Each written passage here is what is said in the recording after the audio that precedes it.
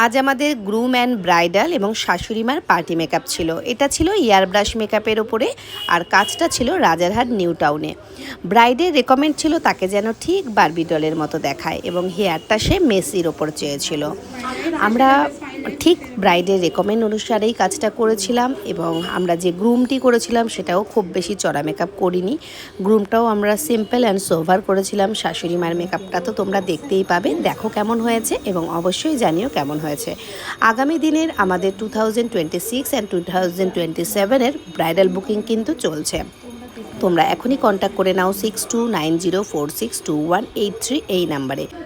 7 ডেজের জন্য প্যাকেজ বুকিংয়ে থাকছে দুর্দান্ত অফার। না আপনি আমাকে আগে থেকে চিনতেন না?